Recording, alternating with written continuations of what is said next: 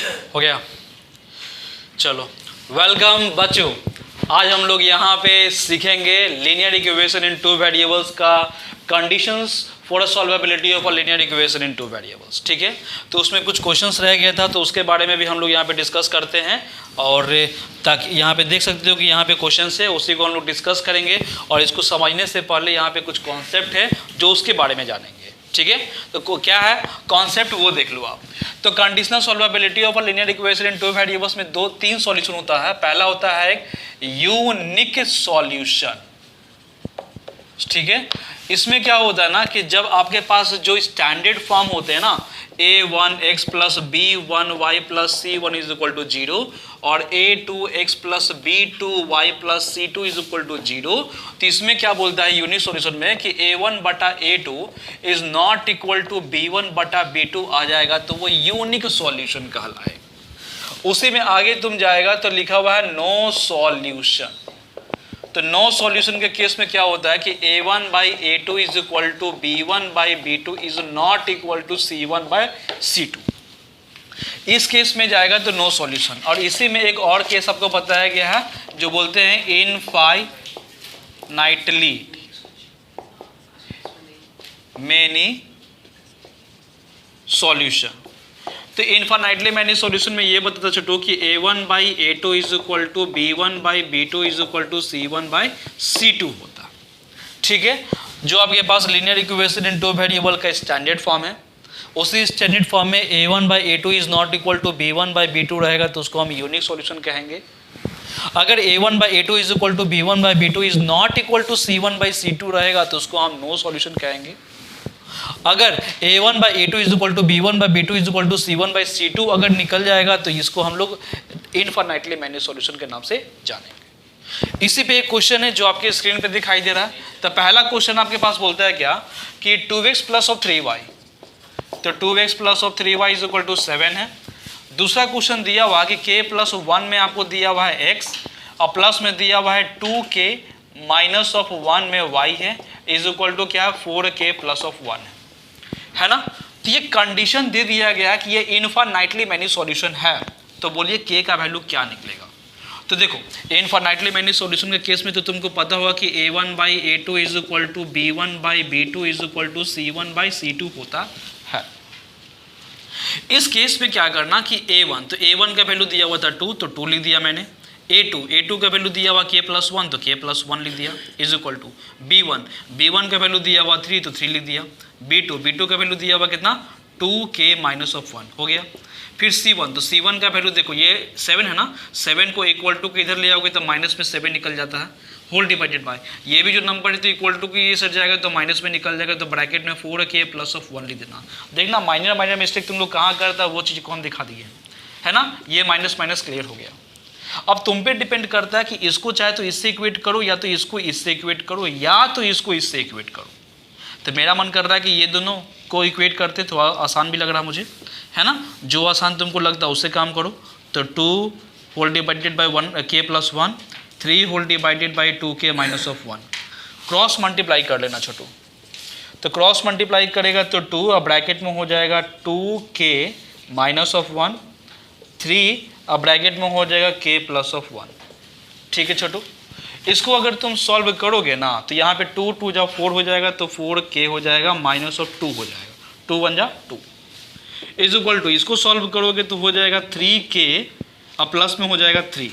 Clear, तो यहाँ पे हो गया 4k माइनस ऑफ 3k, 3 है ये माइनस में 3 जाएगा तो प्लस में हो जाएगा 2, मतलब कि 4 में से 3 गया तो k बचा सिर्फ और यहाँ पे 5 आ गया। ये हो गया इनफाइनाइटली मैनी सॉल्यूशन के कंडीशन के अनुसार linear equation in two variables का पहला क्वेश्चन जो आपका k का वैल्यू निकल गया। क्लियर, चलो क्वेश्चन नंबर 2 में क्या बोलता है छोटू, देखो तो बोलता है कि x से प्लस में दिया हुआ है k प्लस 1 है, y के साथ इज इक्वल टू 5 है। दूसरा में क्वेश्चन दिया हुआ कि k प्लस ऑफ 1 है, x के साथ है, प्लस में 9y है, इज प्लस में दिया हुआ 1 minus of 8y is equal to 0 है। तो ये भी कंडीशन दे दिया गया है कि इनफाइनाइटली मैनी सॉल्यूशन है, then find the value of k and you know that infinitely many solution a1 by a2 is equal to B1 by B2 is equal to C1 by C2। A1 कितना दिया हुआ 1 दिया हुआ, A2 कितना दिया हुआ है K प्लस 1 दिया हुआ, ठीक है, इज इक्वल टू B1 कितना दिया हुआ, B1 का वैल्यू दिया हुआ K प्लस ऑफ 1, B2 कितना दिया हुआ 9 दिया हुआ। अब C1, तो C1 का वैल्यू देखो 5 है, 5 इक्वल टू के ये से जाएगा तो माइनस में 5 हो जाएगा। और C2, तो C2 का जो वैल्यू जो दिया हुआ है तो ये तो प्लस ही में रहेगा, तो ये आप लेना 1 माइनस ऑफ 8y। अब सॉल्व करना, वो तुम पे डिपेंड करता है, या तो ये दोनों के माध्यम से या तो ये दोनों के माध्यम से, तुम्हें जैसे अच्छा लगता है। तो मुझे यही दोनों को इक्वेट करना है, ठीक है, क्योंकि वो आसान लग रहा होगा। K plus 1 by 9 cross multiply करना, तो 9 इज इक्वल टू हो जाएगा K plus 1 and again K plus 1 दोनों को मल्टीप्लाई किया गया, तो 9 इज इक्वल टू हो जाएगा K प्लस ऑफ 1 का होल स्क्वायर है छोटू। तो यहाँ पे K प्लस 1 सिर्फ लिखोगे ना तो यहाँ पे हो जाएगा रूट में 9 आ जाएगा, मतलब कि K प्लस 1 का जो वैल्यू है वो 3 आ गया प्लस माइनस में, मतलब K का वैल्यू निकालोगे तो plus minus of 3 minus of 1 हुई है। अगर प्लस में 3 रखोगे ना तो 3 में से 1 गया तो 2 बचेगा, अगर माइनस में 3 रखोगे तो माइनस ऑफ 4 आएगा।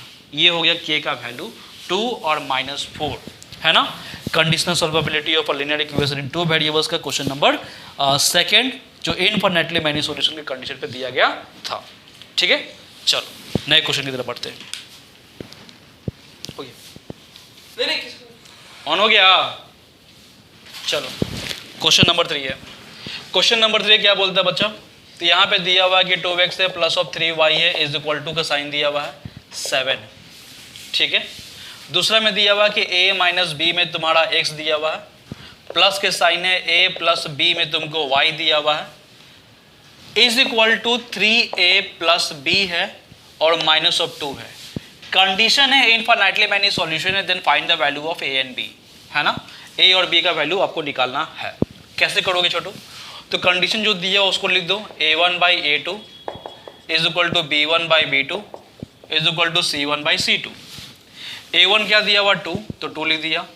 a2 कितना दिया हुआ a माइनस बी, तो a माइनस बी लिख दिया। b1, तो b1 का वैल्यू दिया हुआ 3, b2 का वैल्यू दिया हुआ a प्लस बी।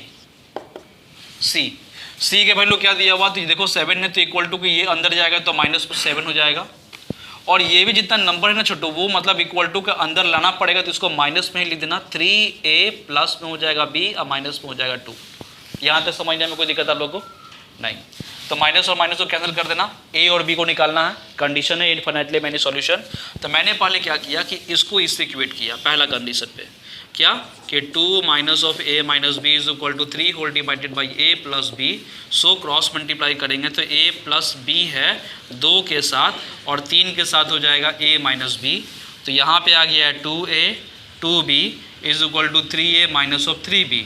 तो यहाँ पे क्या निकलेगा, 3b है तो 3b को उठा के इधर पटक देना, प्लस में 3b आ जाएगा। अब पहले से 2b था आपके पास, 3a अकेला यहाँ पे है, 2a अकेला है तो इक्वल टू की ये सर्च करेंगे तो माइनस में आ जाएगा।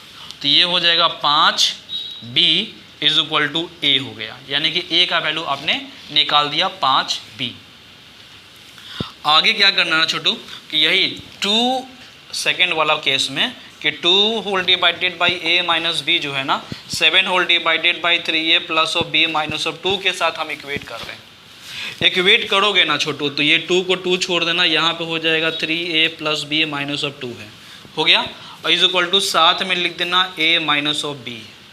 सॉल्व करना तो 3 2 जा हो जाएगा 6a प्लस में हो जाएगा 2b माइनस में हो जाएगा 2 2 जा 4। इक्वल टू का साइन है यहाँ पे लिख देना 7a माइनस ऑफ 7b हो गया।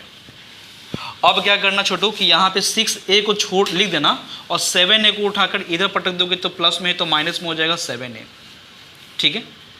और ये दोनों को उठाकर इधर पटक देना, तो यहाँ पे तो देखो ना माइनस में तो 7b था तुम्हारे पास, है ना, हाँ, तो ये भी तुम्हारा माइनस में हो गया, तो माइनस में क्या करना 2b हो गया और ये प्लस में हो जाएगा तो प्लस में हो गया 4। सॉल्व करेगा तो यहाँ पे आ जाएगा a इज इक्वल टू, ठीक है, और यहाँ पे तुम क्या करोगे कि 7 2 9 तो माइनस में 9b हो गया और प्लस में हो गया 4, तो 9b हो गया, ठीक है ना।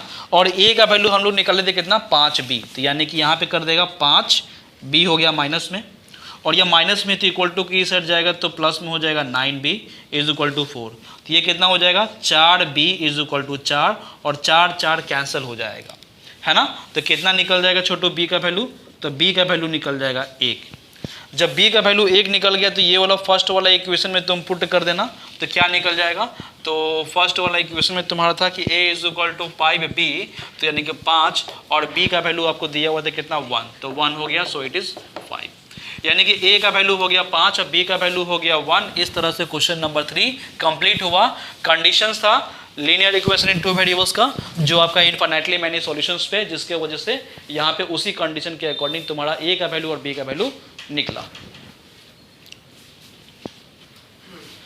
चलो क्वेश्चन नंबर 4 है आपके स्क्रीन पे है, उसको भी हम लोग देख लेते हैं। क्वेश्चन क्या है कि 3x प्लस ऑफ 4y है इज इक्वल टू 12 है। दूसरा क्वेश्चन दिया हुआ कि m प्लस ऑफ n में आपको x दिया हुआ है, प्लस में 2 ब्रैकेट में m माइनस ऑफ n है ना, y के साथ है is equal to 5m minus of 1 है। ये क्वेश्चन है छोटू आपके पास। इसको बोलता है कि इनफाइनाइटली मैनी सॉल्यूशन के अंडर में दिया हुआ है, तो बोलता है कि find the value of m और n as a similar question of question number 3। ठीक है, जिसमें a भी निकालना था, इसमें m n निकालते हैं। तो सबसे पहली बार देख, जब भी रहेगा ना तो कंडीशन लिखना बहुत कंपलसरी होता है इसका। तो कंडीशन क्या था, a1 by a2 is equal to b1 by b2 is equal to c1 by c2 है आपके पास। तो यहाँ पे क्या करना छोटो कि यहाँ पे a1, तो a1 का वैल्यू 3 दिया हुआ था, a2 का वैल्यू दिया हुआ था m plus of n, b1, तो b1 का वैल्यू दिया हुआ था 4 और b2 का वैल्यू दिया हुआ था 2 और ब्रैकेट में m minus of n is equal to c1, तो c1 जो है इक्वल टू की इधर जाएगा तो माइनस में 12 हो जाएगा, c2 जो है वो इक्वल टू की इधर जाएगा तो माइनस में हो जाएगा 5m माइनस ऑफ 1। ये हो गई, माइनस माइनस कैंसिल हो गया। वही काम करेंगे केस नंबर फर्स्ट, इसको हम इससे इक्वेट कर रहे हैं। तो यहाँ पे देखो पहले तो इसको इससे कैंसिल कर देंगे 2 बार में, तो यहाँ पे इसको इससे मल्टीप्लाई करेंगे, तो 3 whole divided by m plus of n equal to 2 whole divided by m minus of n। Solve करोगे छोटू तो 3 के साथ जाएगा m माइनस ऑफ n, 2 है इसको जाएगा तो m प्लस ऑफ n हो गया। तो यहाँ पे क्या हो गया 3m माइनस ऑफ 3n हो गया और 2m प्लस ऑफ 2n हो गया। तो यहाँ पे देखोगे तो 3m माइनस ऑफ 2m हो गया, ये आपको दिया हुआ था 2n और ये माइनस में छोटू तो इक्वल टू के साथ जाएगा तो प्लस में हो जाएगा 3n हो गया। सॉल्व करेगा तो 3 में से 2 गया तो बचेगा सिर्फ अकेला, है ना।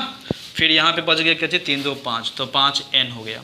तो m का वैल्यू निकल गया 5n। ठीक है, पहला हो गया इक्वेशन यहाँ पे तैयार। अब आगे वाला सॉल्व करते हैं। तो आगे मेरे को मन कर रहा है ना कि ये वाला थोड़ा सा आसान लग रहा है, ये छोड़िए, इसी पे काम कर देते हैं, इसको हम इससे इक्वेट कर देते हैं। ठीक है, तो इसको हम रफ कर देते हैं इधर वाला।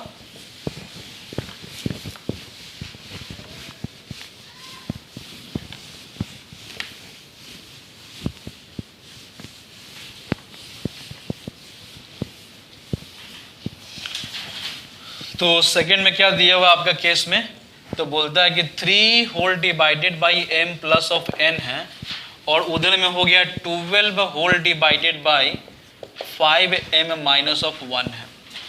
ठीक है, अब छोटू इसको क्रॉस मल्टीप्लाई कर लेना आप। तो यहाँ पे 3 है, ब्रैकेट में आपको दिया हुआ 5m माइनस ऑफ 1, ये 12 है तो क्रॉस मल्टीप्लाई में जाएगा तो m प्लस ऑफ n हो गया।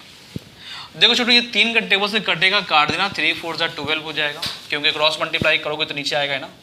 तो यहाँ पे हो जाएगा 5m माइनस ऑफ 1, 4 1 जा 4m हो गया, प्लस में हो जाएगा 4n हो गया, मतलब 5m माइनस ऑफ 4n हो गया, है ना। ये वाला इसको उठा के इधर पटक दिया।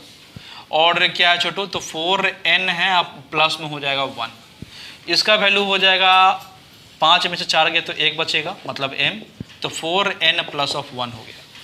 और यहाँ पे देखो इक्वेशन नंबर फर्स्ट में m का वैल्यू निकाले थे हम लोग, तो क्या था 5n था is equal to 4n plus of 1 था फ्रॉम फर्स्ट। तो क्या हो गया 5n minus of 4n is equal to 1, तो n इज इक्वल टू हो गया 1। इस तरह से क्वेश्चन नंबर 4 है आपका। m का वैल्यू निकल गया, m का निकालना पड़ेगा ना, तो निकाल लो यहाँ पे। तो इक्वेशन नंबर फर्स्ट है छोटू, तो m का वैल्यू कितना हो जाएगा 5n, यानी कि 5 मल्टीप्लाई 1, सो इट इज़ 5। ठीक है, तो m का वैल्यू निकला 5 और n का वैल्यू निकला 1। क्वेश्चन नंबर 4 कंडीशन था इनफिनिटली मैनी सॉल्यूशन। ठीक है, चलो आगे बढ़ते हैं नए क्वेश्चन पे। ऑफ कर दो। चलो क्वेश्चन नंबर 5 है आपके स्क्रीन पे, देखो क्या है छोटू। तो के एक्स लिखा हुआ है, प्लस में लिखा हुआ है 3y, है ना, इज इक्वल टू लिखा हुआ के माइनस ऑफ 2 है। दूसरा क्वेश्चन आपके पास दिया हुआ कि 2x है प्लस ऑफ के वाई है, इज इक्वल टू आपके पास दिया हुआ के।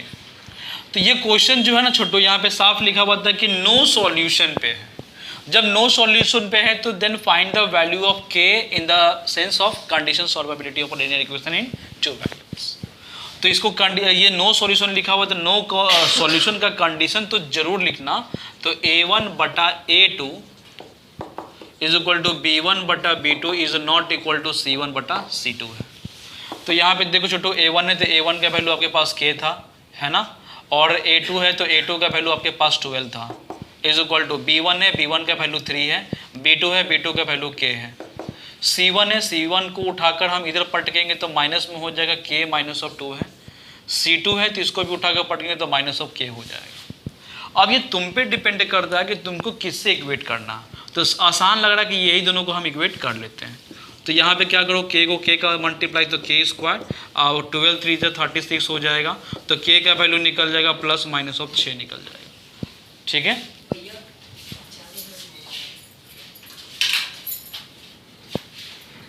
ठीक है छोटू।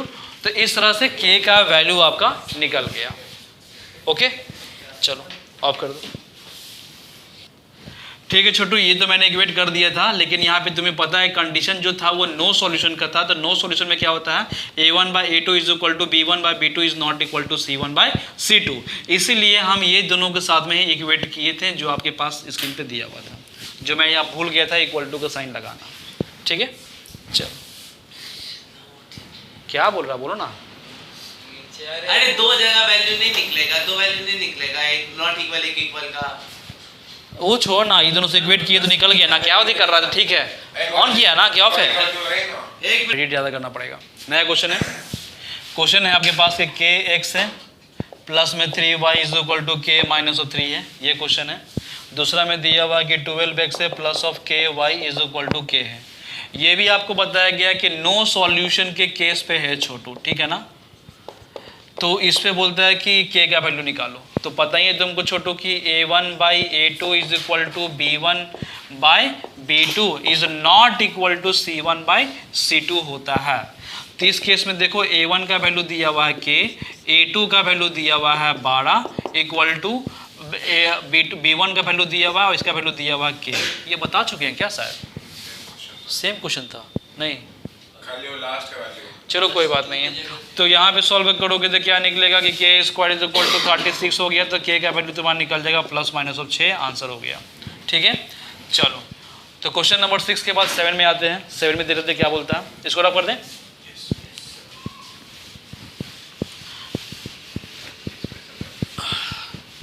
चलो तो 7 में क्या है आपका क्वेश्चन, तो 7 में आपको बताया गया कि 3x minus of y minus of 5 is equal to 0 है छोटू।